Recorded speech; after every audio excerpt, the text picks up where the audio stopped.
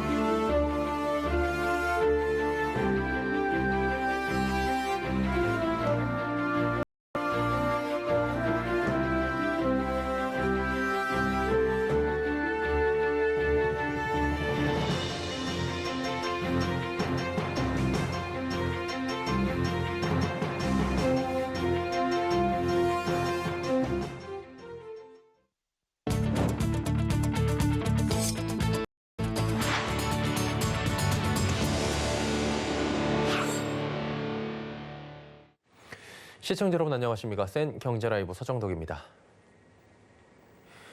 반도체가 주춤하자 지난달 전산업 생산이 11개월 만에 가장 큰 폭으로 줄어들었습니다. 통계청에 따르면 지난달 전산업 생산 지수는 111.4포인트로 전월 대비 1.1% 줄어들었습니다.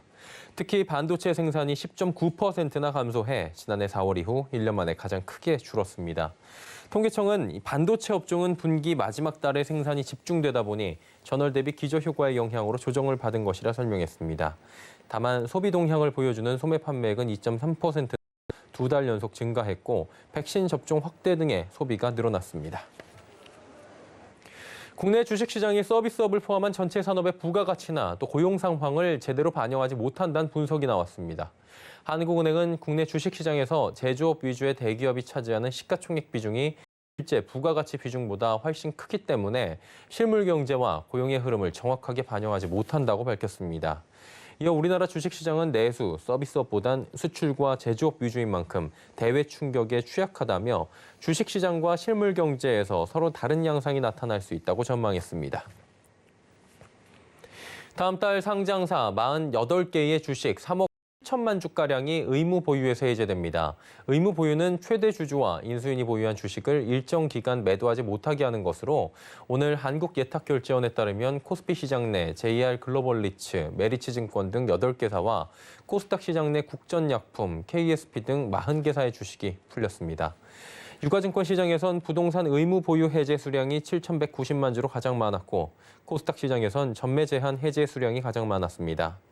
발행 수량 대비 해제 수량이 높은 회사는 국전약품과 KSP, 명신산업 등의 순으로 나타납니다. 특히 6월 중 의무 보유 해제 주식 수량은 전월보다 7.3%가 늘었고 지난해 6월 대비 216.3% 증가했습니다. 서울시와 국토교통부가 오늘 24곳의 공공재개발 후보지 중 신규 사업지인 14곳에 대해 건축행위 제한을 추진한다고 밝혔습니다. 후보지의 건축 행위로 인한 분양 피해를 막고 사업 지원을 사전에 차단하기 위해서입니다. 이에 따라 제한 공고일 기준 2년 동안 구역 내에서 건물을 신축하는 행위가 제한됩니다. 건축 허가나 신고는 물론이고 이미 건축 허가를 받았을지라도 착공 신고가 불가능합니다. 단독주택을 공동주택으로 용도 변경하거나 일반 건축물을 집합 건축물로 전환하는 것도 불가능합니다. 뿐만 아니라 이날 서울시는 6월 1일부터 주택 신고제를 밝혔습니다. 앞으로는 보증금 6천만 원 초과 혹은 월세 30만 원 초과의 주택 임대차 계약은 반드시 계약일로부터 30일 안에 임대인과 임차인이 계약 내용을 공동으로 신고해야 합니다. 직방조사에 따르면 6월 수도권에 만 78가구가 입주할 예정입니다. 전달보다 2배 많은 물량인데요. 최근 3개월 동안 입주 소식이 뜸했던 서울에서만 6개 단지가 입주하게 됩니다. 경기도는 6개, 인천은 4개 단지가 집들이를 앞뒀습니다. 강남, 서초, 판교 등 수도권 주요 입지에서 새 아파트가 공급될 예정으로 관심이 높을 것으로 전망됩니다. 수도권 주요 단지로는 서초 그랑자이, 판교 더샵 퍼스트파크, 호반 서밋, 인천 검단 1차 등이 있습니다. 올 하반기엔 약 13만 889가구가 예정됐습니다. 9만 3,423가구가 입주했던 상반기보다 40%가량 많은 수준입니다. 직방은 전체 물량을 비교할 때 예년 평균치보다는 물량이 적지만 하반기 물량 자체가 상반기보다 많아지기 때문에 주택 시장에 큰 영향은 없을 것이라 내다봤습니다. 전세 세입자가 보증금을 돌려받지 못하는 경우의 89%는 보증금 3억 원 이하 계약에서 발생한다는 분석이 나왔습니다. 소병훈 더불어민주당 의원이 주택도시보증공사로부터 받은 자료에 따르면 2013년도부터 지난 4월까지 보증금 미반환 사고 5,279건 가운데 4,703건이 보증금 3억 원 이하 계약에서 발생해 전체 미반환 사고의 89%에 달하는 것으로 집계됐습니다. 3억 원 이하 계약 가운데 1억 원 이상, 2억 원 미만 구간 사고가 41.7%로 가장 많았고 2억 원 이상, 3억 원 이하 구간에서 발생한 사고는 37.3%였습니다. 소 의원은 세입자를 보호하기 위해 전세 보증금 3억 원 이하 계약에 보증금 반환 보증보험 가입을 의무화해야 한다며 오늘 주택임대차 보호법 개정안을 대표 발의했습니다. 내일부터 부동산 세금 제도가 강화됩니다. 양도소득세 최고세율은 5%로 상향 적용되게 되고 재산세와 종합부동산세 과세 대상도 확정되는데요. 설석용 기자가 전해드립니다. 내일부터 다주택자와 단기 거래자에 대한 양도소득세 인상안이 시행됩니다. 1년 미만 보유한 주택을 거래할 때 양도세율은 기존 10%에서 70%로 상향. 1년 이상 2년 미만을 보유한 주택에 적용되는 세율은 6에서 45%였던 기본세율이 60%로 올라갑니다. 규제 지역 내 다주택자에 대한 양도세율도 10%포인트씩 인상됩니다. 현재는 2주택자의 경우 기본세율의 10%포인트를, 3주택 이상은 기본세율의 20%포인트를 더해 부과했지만 앞으로 2주택자는 기본세율의 20%포인트를, 3주택자는 30%포인트를 중과하는 겁니다. 이에 따라 양도세 최고세율이 기존 65%에서 75%까지 상향 조정됩니다. 종부세와 재산세 과세 대상도 내일 확정됩니다. 내일 이후 집을 팔아 무주택자가 되더라도 올해 말 종부세와 재산세를 내야 하기 때문에 과세 여부에 따른 부담이 적지 않은 전망입니다. 정부가 부동산 시장 안정화를 위해 세금 정책을 강화하는 가운데 업계에선 6월 이후 집값 상승세는 더 지속될 거란 전망이 나옵니다. 매물이 줄면서 매도자 우위 시장으로 형성될 가능성이 커요. 수요자가 여전히 급하다는 거죠. 호가가 오를 수밖에 없어요. 하반기에도 중저가 시장 중심으로 상승폭이 좀 크게 나타날 것 같아요. 서울경제TV 설석영입니다. 금융감독원 노동조합이 신입 원장 함합형에 오른 후보자들에 대해 반대 입장을 밝혔습니다. 오늘 전국 사무 금융서비스 노동조합 금융감독원 지부는 윤석헌 전 금융감독원에 이어 이번에도 교수 출신 후보들이 거론되자 현실을 전혀 모르는 순진한 발상이라 주장했습니다. 노조는 문재인 대통령의 비관료 원장 실험은 대내외 갈등만 양산했다며 키코와 디레프 사태, 채용비리 연루자에 대한 승진 인사 문제 등을 언급했습니다. 특히 금감원이 통합감독기구로 출범한 지 22년째를 맞았는데 금감 원장은 계속해서 외부 출신으로 임명됐다는 점도 지적했습니다. 현대자동차그룹의 올해 친환경차 수출이 지난달까지 총 10만 대를 넘어섰습니다. 한국자동차 산업협회에 따르면 현대차와 기아의 1월부터 4월 사이 친환경차 수출은 약 11만 8천 대로 작년 동기 대비 46.6% 증가했습니다. 이 중 현대차가 약 6만 6천, 기아는 약 5만 2천 대로 각각 45.6%와 47.9%가 늘어났습니다. 이는 아반떼와 투싼 등 하이브리드 모델이 추가된 데다 올해부터 산타페와 소렌토 플러그인 하이브리드 모델의 해외 판매가 본격화되며 전체 수출 확대를 견인한 것으로 분석됩니다. 한편 올 하반기 첫 번째 전용 전기차 EV6가 유럽 시장에 출시되며 전기차 수출은 더욱 확대될 전망입니다. 환경과 사회, 지배 구조를 뜻하는 ESG가 기업 경영은 물론 소비자들의 구매 선택에서 중요한 잣대로 떠올랐습니다. 대기업뿐만 아니라 소상공인들도 폐기물이 발생하지 않는 제로 웨이스트 등 ESG를 강화하고 나섰는데요. 윤다혜 기자가 전해드립니다. 소상공인 시장진흥공단이 ESG 경영을 통한 소상공인 전통시장 지원에 나섭니다. 소진공은 지난 28일 서울 마포구 드림스퀘어에서 새로운 소진공 성과 공유 포럼을 열고 그간 ESG 경영 관련 성과를 공유하고 비전을 제시했습니다. 이와 함께 성과 공유 포럼에서는 코로나19로 장기화되고 있는 소상공인 위기를 극복하기 위한 진원 방향 등이 논의됐습니다. 오늘 성과 공유 포럼을 통해서 소상공인 이슈를 중심으로 성과와 한계를 저희들이 이제 분석을 하고 그리고 미래 발전 성장 방향에 대해서 발전적인 그 대안을 모색해 보는 데 의의가 있고 ESG 사회적 가치 경영에도 최선을 다할.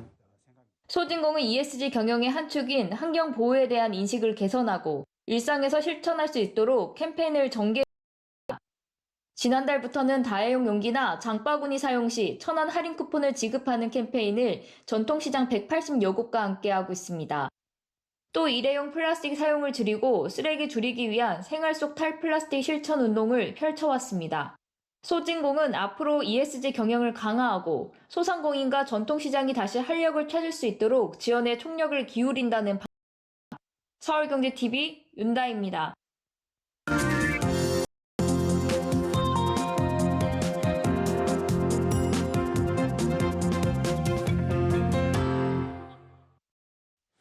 코로나19 확산으로 비대면 서비스가 빠르게 발전해 물류 혁신에 대한 관심이 높아지고 있습니다.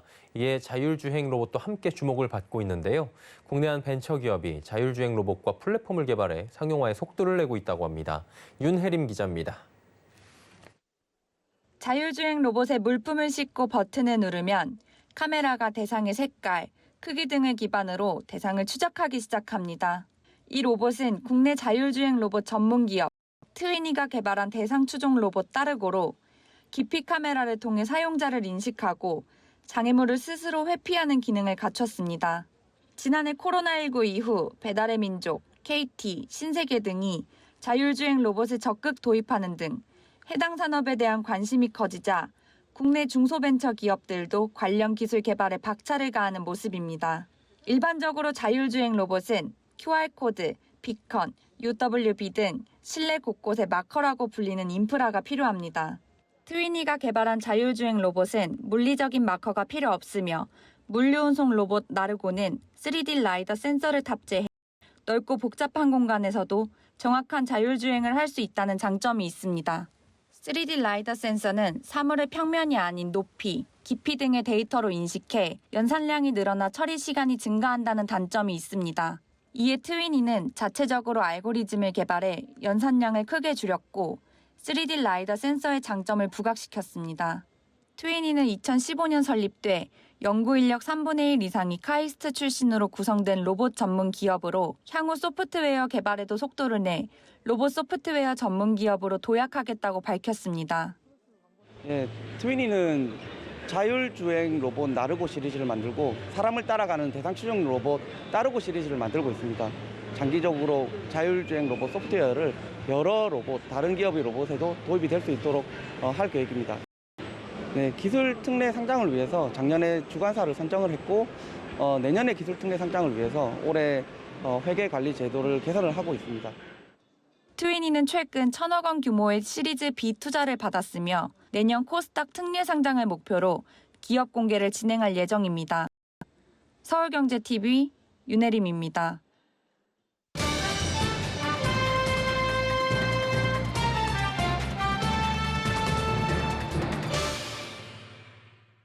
예, 5월의 거래는 오늘 끝이 났습니다. 마지막 날이었고요. 주식시장에 세린메이 5월에 팔아라 말하는 격언이 있는데 그에 비하면 선방했다고는 하지만 좀 답답한 박스권 내에서 변동성이 커지며 정체된 모습을 보인 바가 있습니다. 그렇다면 내일부터 6월 증시는 좀 시원한 상승세를 보여줄 수 있을지 시장 대응 전략 또 눈여겨볼 업종들까지 짚어보도록 하겠습니다. 증권부 김혜영 기자 연결돼 있습니다. 나와 있습니까? 네, 증권부 김혜영입니다. 예, 오늘 코스피 3,200선 다시 넘어가긴 한 것 같은데 시장 정리부터 간단하게 해주시죠. 네, 오늘 코스피 지수는 상승과 하락을 오가며 변동성 장세를 보였습니다. 오늘 코스피는 장중 3,179선까지 밀리기도 했는데 막판 뒷심을 발휘하며 0.48% 오른 3,203선에 장을 마쳤습니다. 외국인과 개인이 지수 상승을 견인해줬고요. 반면 기관은 매도 공세를 보였습니다. 코스닥 역시 개인 외국인이 동반 매수세를 보이며 0.44% 오른 982선에 상승 마감했습니다. 오늘 단연 눈에 띄는 업종은 여행주 등 경기 민감주입니다.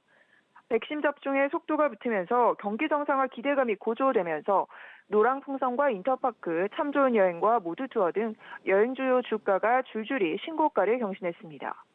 이와 함께 호텔 신라와 CJ CGV 등 경기 민감주가 동반 강세를 나타낸 하루입니다. 업종별 차별화로 정리가 될 것 같은데 그런데 코스피 상단이 여전히 좀 막혀 있다라는 얘기들이 있어요. 는 전망이 어떻습니까? 네, 6월 증시를 바라보는 전문가들의 시각은 기대 반 우려 반입니다. 경제 정상화 기대와 함께 테이퍼링 우려가 공존하고 있기 때문입니다.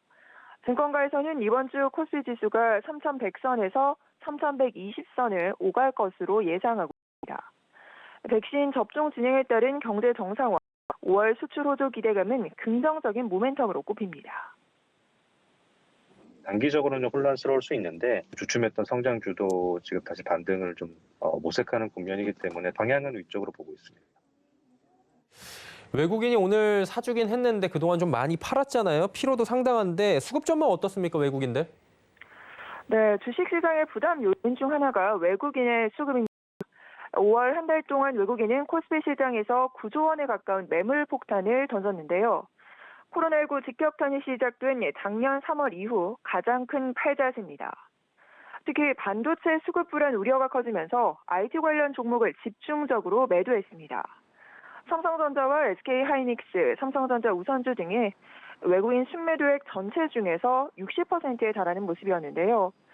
6월 역시 변동성 장세가 이어질 것으로 어느 정도 전망이 되는데 이에 따라 외국 동향이 증시의 방향성을 좌우할 중요한 변수로 꼽힙니다. 아직은 비추세적인 흐름이라고 좀 봐야 될 것 같고요. 대신에 일방적인 매도도 매수도 아닌 상황이라서 테이퍼링이나 여러 가지 인플레이션 잠재된 있는 상황이잖아요. 그거에 대한 불확실성이 좀 해소가 되어야 외국인들 방향성을 가지고 매매를 할 것 같다라고 보고 있고 그 과정에서는 업종별로 좀 차별화 흐름이 되게 뚜렷할 것 같아요. 외국인. 그렇다면 챙겨볼 만한 이벤트 있습니까? 네, 이번 주는 국내외 주요 경제 지표 발표를 주목해야 합니다. 경기 지표가 경기 회복에 어떤 시그널을 줄 수 있을지 잘 살펴봐야 할 텐데요. 우선 6월 1일 국내 수출입 통계와 미국의 5월 ISM 제조업 지수가 발표됩니다. 2일에와 4일에는 각각 국내 소비자 물가 지수와 미국의 실업률 등이 발표가 예정돼 있는데요. 우선 5월 수출 실적은 호조세를 보일 것으로 기대가 됩니다. 이번 증시의 긍정적인 모멘텀으로 꼽히는데요. 그동안 코스피 상승률과 수출 증가율이 대부분 동일한 방향성을 좀 보여왔습니다. 이 때문에 수출 증가는 국내 증시의 우호적인 재료가 될 것으로 보이고요. 특히 수출 실적 개선이 되는 기업은 이분이 매출 증가로 연결될 수 있기 때문에 이달 수출 동향에서 증가율이 크게 나타난 산업이 주식시장에서도 긍정적인 흐름을 보일 것으로 주식시장에서는 전망하고 있습니다. 업종 조금만 더 들어가 볼게요. 지금 증권업계에선 눈여겨볼 만한 업종 어떤 것들이 있다고 하던가요? 네, 증권가에서는 유통과 레저, 화장품 등 경기 소비재에 주목해야 한다라고 조언하고 있습니다. 코로나19 백신 접종이 가속화되면서 경제 정상화 기대감이 고조되고 있기 때문입니다. 전문가들은 보복 소비 등에 따른 실적 호조를 기대할 수 있는 경기 소비재 투자 비중을 확대해야 한다고 입을 모으고 있는데요.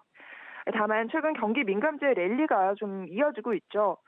이 때문에 이익 증가 기대감이 실제 주가의 상당 부분 반영이 좀 됐기 때문에 이런 부분을 간과해서는 안 된다라는 조언도 나오고 있습니다. 경제활동이 정상화되는 과정에서 많이 쓰이는 품목들이 있는데 소비재들, 자동차, 화장품, 면세점 이런 것들의 수혜가 나오는 구간이다. 이런 생각은 드네요. 경기 민감주들 같은 경우는 짧은 순환매를 좀 대응해야 될 것 같은데 지금은 상대적으로 편한 종목이 약간 소비재 업종들. 소비재 업종까지 이야기 들어봤습니다. 6월 증시 전망 짚어봤고요. 증권부의 김혜영 기자였습니다. 수고하셨습니다. 네, 고맙습니다.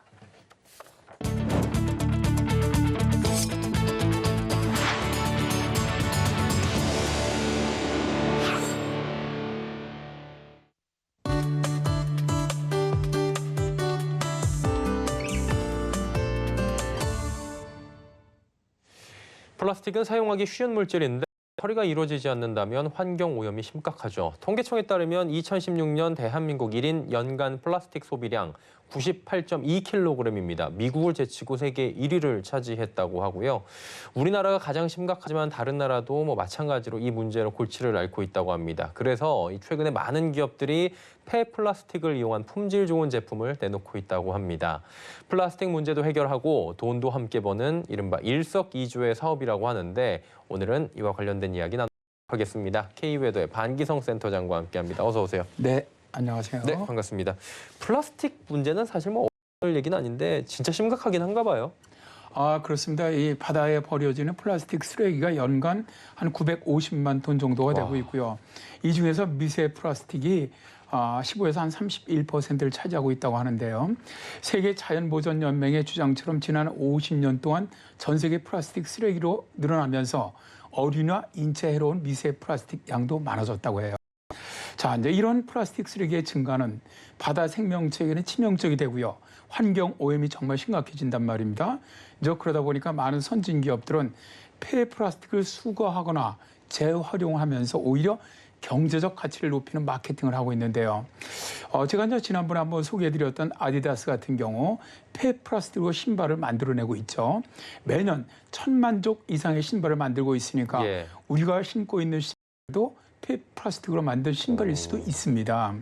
근데 아디다스는 신발만 아니라 의류도 플라스틱으로 생산하고 있어요. 이들은 생산 과정에서 지속 가능한 소재 사용은 물론 이산화탄소 배출 감소, 폐기물 방제에 힘쓰는 등 생산 과정에서도 환경 친화적인 이런 성과들을 만들어내고 있습니다. 예, 그러니까 아디다스의 경우에는 그러니까 한마디로 ESG 경영이라고 지금 할 수 있다, 한 형태라고 볼 수 있다 이렇게 이야기할 수 있겠네요. 그렇죠. 최근 가장 많이 나오는 단어 경영 화두죠. 단어가 ESG 경영이죠. ESG는 Environment 소셜 가버넌스의 머리 글자를 딴 단어로요. 기업 활동의 친환경, 사회적 책임 경영, 지배구조 개선 등 투명 경영을 고려하는 경영을 말하죠. 최근에 투자 자문사 등의 투자를 할 때 ESG 경영을 하는지를 보는 것이 이런 경영을 해야 지속 가능한 발전을 할 수 있다고 보기 때문입니다. 예를 들어 최근 패션 업계에 부는 ESG 패션은 폐 자원을 다시 재활용하는 것이 아니라 가치를 더 높여서 업시킨 업사이클이라는 겁니다. 자, 이제 미국의 브레오라는 바다를 덮은 쓰레기 약 10%를 차지한다는 버려진 그물망 수거의 스케이트보드 등을 만들어둔 기업인데요. 이 기업 이들이 최근에 이제 아웃도어 브랜드인 파타고니아와 손을 잡고 바다에 버려진 그물을 수거해서 재활용하면서 챙을 만든 모자 브레오 햇을 선보였거든요. 아시겠지만 파타고니아 기업은 세계적으로 알려진 친환경 기업입니다. 2020년에 38조 원 규모에 달하는 세계 화장품 용기 시장의 58.6%가 플라스틱으로 만들어졌는데요. 우리나라에서는 SK케미칼이 폐플라스틱을 재활용한 화장품 용기를 만들 계획을 지금 가지고 있다고 알려져 있죠. 예, 국내 기업들은 이제 활발하게 할 수밖에 없는 상황인 것 같은데 ESG 경영하게 되면 투자 받고 기업 이미지 개선하고 굉장히 좋을 것 같은데 사례들이 더 있을까요? 네. 예전에 이제 우리나라 학생들이 가장 많이 입었던 옷 책가방 이름 혹시 아십니까? 교복. 네. SK. 그냥 브랜드 애들 학생들이 제일 많이 노스페이스죠. 교복 말고. 네네네. 그 이제 등골 브레이커라고 불렸던. 그때는 거의 그거 안 입으면은 좀 이상하다 그럴 때인데. 이번에 이 회사가 노스페이스 K 에디션을 출시를 했어요. 제주도에서 수거한 페트병을 친환 폴리에스터 섬유로 만든 리첸 제주가 자켓 등에 사용된다고 합니다. 또 그리고 효성 TNC는 서울 금천구, 영등포구, 강남 3개구에서 수거한 페트병으로 만든 섬유 리젠 서울을 받아서 플라스 마마가 만든 러브 서울 에디션을 3월에 선보인 것도 ESG 경영의 일환으로 봐야 하겠죠. 자, 이제 이처럼 ESG 경영은 많은 기업들이 지금까지 관행으로 경영했던 것을 바꾸는 힘이 있습니다. 코카콜라는 2010년 환경단체였죠. Break Free from Plastic에 의해서 연간 300만 톤 이상의 플라스틱을 사용하는 세계 1위 플라스틱 오염 유발 회사로 욕을 먹었었죠. 그래서 이제 이들이 올해 종이병에 담긴 탄산음료를 내놓기로 했습니다. 저는 이제 커피숍에 갈 때마다 테이크아웃하는 플라스틱 용기들이 저게 어떻게 처리될까 굉장히 걱정이 많이 됐는데 코카콜라가 이제 덴마크 종이 개발 업체죠. 파보코 함께 손을 잡고 2021년 여름에 헝가리를 시작으로 중2병 과일 탄산 음료 아데즈 시제품을 출시한다는 소식을 들으면서 저는 정말 좋았습니다. 중2병은 얇은 플라스틱 라이너가 포함된 초강력 종이 껍질로 제작이 됐는데 코카콜라의 최종 목표는 플라스틱을 완전히 사용하지 않는 100% 종이병을 개발하는 것이라고 합니다. 예. 참 우리나라 기업들도 이런 플라스틱을 사용하지 않고 아니면 사용한다면 정말 또 재활용시키는 예. 이러한 기업이 많이 나왔으면 좋겠습니다. 쭉쭉 늘어나서 환경 문제에 대한 그런 우려들도 빨리빨리 해소가 되면 좋을 것 같습니다. K웨더 반기성 센터장과 함께했습니다. 고맙습니다. 네, 고맙습니다.